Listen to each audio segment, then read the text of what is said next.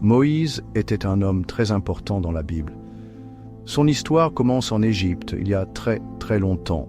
Les enfants d'Israël, aussi appelés Israélites, vivaient en Égypte. Au début, ils étaient des invités dans ce pays. Ils étaient venus en Égypte de nombreuses années auparavant, pendant une période de grande famine. Un homme bon nommé Joseph, qui était un Israélite, avait aidé l'Égypte. Ainsi, le pharaon, le roi d'Égypte, fut bienveillant envers la famille de Joseph. Les Israélites vécurent paisiblement pendant de nombreuses années dans une partie de l'Égypte appelée Goshen. Ils eurent beaucoup d'enfants et leurs familles devinrent très nombreuses. Ils furent heureux pendant un temps sur cette terre étrangère, loin de leur patrie ancestrale. Mais ensuite, un nouveau pharaon devint roi d'Égypte. Ce nouveau pharaon ne connaissait pas Joseph. Il ne se souvenait pas des bonnes choses que Joseph avait faites pour l'Égypte. Il vit que les Israélites devenaient très nombreux. Ils étaient si nombreux. Il commença à s'inquiéter. Il pensa, ces Israélites sont trop nombreux et trop forts. S'il y a une guerre, ils pourraient rejoindre nos ennemis. Ils pourraient se battre contre nous et ensuite ils pourraient quitter le pays. Cette peur rendit le pharaon très cruel. Il décida de faire des Israélites des esclaves. Ce fut un changement terrible pour eux. Leur vie devint très difficile et remplie de chagrin. Le pharaon força les Israélites à travailler très très dur. Il leur fit construire de grandes villes pour lui. Ces villes s'appelaient Pithom et Ramsès. Le travail était éreintant. Les maîtres égyptiens étaient cruels. Ils battirent les Israélites et ne leur donnaient aucun repos. Les Israélites devaient fabriquer des briques avec de la boue et de la paille. Ils devaient porter de lourdes pierres. Ils travaillaient toute la journée sous le soleil brûlant. Leur vie devint amère à cause de ce dur service. Ils souffrirent énormément. Ils crièrent vers Dieu à cause de leur esclavage.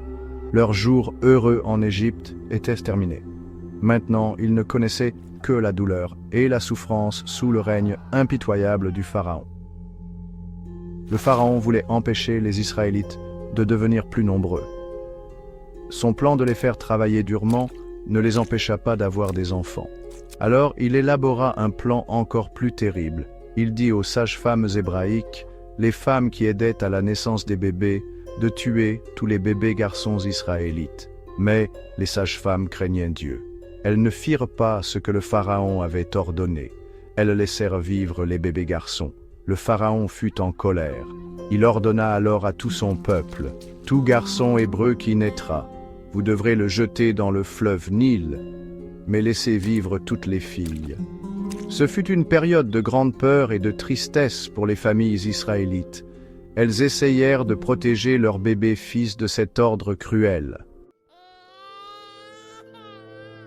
Pendant cette période terrible, un petit garçon naquit d'une femme israélite de la tribu de Lévi. Sa mère vit qu'il était un enfant à part. Elle le cacha pendant 3 mois pour que les Égyptiens ne le trouvent pas. Quand elle ne put plus le cacher, elle fabriqua un petit panier. Elle fit le panier avec des roseaux de papyrus. Elle l'enduisit de bitume et de pois pour le rendre imperméable. Elle mit le bébé dans le panier, puis elle déposa le panier parmi les roseaux au bord du fleuve Nil. La grande sœur du bébé, Myriam, se tenait à distance. Elle surveillait pour voir ce qui arriverait à son petit frère. Ce bébé, c'était Moïse. La fille de Pharaon descendit au Nil pour se baigner. Elle vit le panier parmi les roseaux. Elle envoya sa servante le chercher. Elle ouvrit le panier et vit le bébé. Il pleurait, et elle eut pitié de lui. « C'est un des bébés hébreux, dit-elle. À ce moment-là, Myriam s'avança.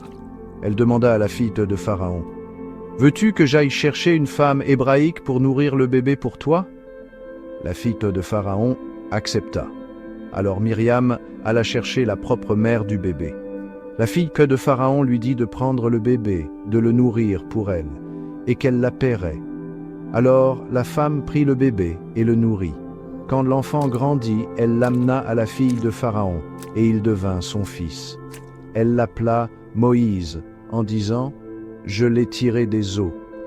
Moïse grandit dans le palais de Pharaon, apprenant les coutumes égyptiennes. Un jour, quand Moïse fut adulte, il sortit vers l'endroit où son propre peuple, les Israélites, travaillaient. Il vit leur dur labeur, il vit un Égyptien frapper un Hébreu, un homme de son propre peuple. Moïse regarda autour de lui. Il ne vit personne. Alors, il tua l'Égyptien et le cacha dans le sable. Le lendemain, il sortit de nouveau. Il vit 2 Hébreux se battre. Il demanda à celui qui avait tort: « Pourquoi frappes-tu ton frère hébreu ?» L'homme répondit: « Qui t'a établi chef et juge sur nous? Penses-tu à me tuer comme tu as tué l'Égyptien ?» Alors Moïse eut peur. Il pensa: « Ce que j'ai fait est connu. » Quand Pharaon entendit parler de cela, il chercha à tuer Moïse. Mais Moïse s'enfuit loin de Pharaon. Il alla vivre au pays de Madian. Là, il s'assit près d'un puits. À Madian, Moïse aida les filles d'un prêtre nommé Jéthro. Il épousa l'une des filles de Jéthro, Séphora. Il travailla comme berger pour son beau-père pendant de nombreuses années. Gap 2S. Un jour, Moïse conduisait son troupeau loin dans le désert. Il arriva à Horeb, la montagne de Dieu. Là, l'ange du Seigneur lui apparut dans des flammes de feu, au milieu d'un buisson. Moïse vit que le buisson était en feu, mais ne se consumait pas. Moïse pensa: « Je vais m'approcher pour voir cette chose étrange. Pourquoi le buisson ne se consume-t-il pas ?» Quand le Seigneur vit qu'il s'était approché pour regarder, Dieu l'appela du milieu du buisson. « Moïse, Moïse !» Et Moïse répondit: « Me voici. » Dieu lui dit d'ôter ses sandales, car il se tenait sur une terre sainte. Puis Dieu dit qu'il était le Dieu de ses pères, Abraham, Isaac et Jacob. Dieu dit à Moïse qu'il avait vu la misère de son peuple en Égypte. Il avait entendu leurs cris à cause de leurs oppresseurs. Dieu dit qu'il était touché par leur souffrance. Il était descendu pour les délivrer de la main des Égyptiens. Il les ferait monter hors de ce pays. Il les conduirait dans un pays bon et vaste, un pays où coule le lait et le miel. Dieu ordonna alors à Moïse: « Maintenant, va, je t'envoie auprès de Pharaon pour faire sortir d'Égypte mon peuple, les Israélites. » Moïse eut peur. Il demanda à Dieu: « Qui suis-je pour aller vers Pharaon et faire sortir les Israélites d'Égypte ?» Dieu promit d'être avec lui.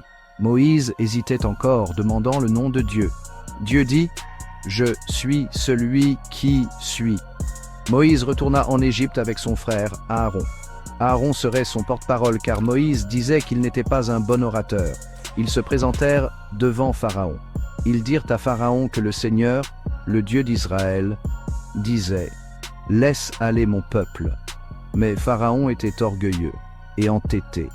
Il dit: « Qui est le Seigneur pour que je lui obéisse et que je laisse partir Israël ? Je ne connais pas le Seigneur et je ne laisserai pas partir Israël. » Pharaon rendit le travail des Israélites encore plus dur.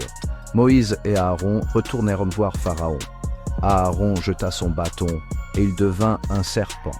Les magiciens de Pharaon firent de même avec leur magie, mais le bâton d'Aaron avala leur bâton. Pourtant, le cœur de Pharaon resta endurci. Alors, Dieu commença à envoyer de terribles plaies sur l'Égypte. La première plaie changea toute l'eau du Nil en sang. Les poissons moururent et le fleuve pua. Pharaon refusa toujours de laisser partir le peuple. Alors, Dieu envoya une deuxième plaie, les grenouilles. Les grenouilles montèrent du fleuve et couvrirent l'Égypte. Elles étaient dans les maisons, dans les chambres, même dans les fours. Pharaon demanda à Moïse de prier pour que les grenouilles s'en aillent. Il promit de laisser partir le peuple. Moïse pria, et les grenouilles moururent. Mais quand Pharaon eut du répit, il endurcit de nouveau son cœur. Alors Dieu envoya une troisième plaie, les moucherons ou les poux. La poussière se transforma en moucherons qui tourmentaient les gens et les animaux. Les magiciens de Pharaon ne purent pas imiter cela. Ils dirent à Pharaon: « C'est le doigt de Dieu. » Mais Pharaon ne voulut pas écouter. La quatrième plaie fut des essaims de mouches venimeuses. Ces mouches remplirent les maisons des Égyptiens, mais pas le pays de Goshen où vivaient les Israélites. Pharaon refusa encore. D'autres plaies suivirent, car le cœur de Pharaon restait endurci. La cinquième plaie tua le bétail des Égyptiens, leurs chevaux, ânes, chameaux, bovins et moutons. Mais aucun animal des Israélites ne mourut. Pourtant, Pharaon ne céda pas. La 6e plaie fut les ulcères. Moïse jeta de la suie en l'air, et des ulcères douloureux apparurent sur les gens et les animaux dans toute l'Égypte. La 7e plaie fut une terrible tempête de grêle. De la grêle, mêlée de feu, s'abattit sur l'Égypte, détruisant les récoltes et tuant les gens et les animaux qui étaient dehors. Seule Goshen fut épargnée. La 8e plaie amena des nuées de sauterelles. Elles mangèrent toutes les plantes que la grêle avait laissées. La 9e plaie fut les ténèbres. D'épaisses ténèbres couvrirent l'Égypte pendant 3 jours. Les gens ne pouvaient pas se voir ni se déplacer. Mais il y avait de la lumière dans les maisons des Israélites. Même après tous ces événements terribles, Pharaon resta obstiné.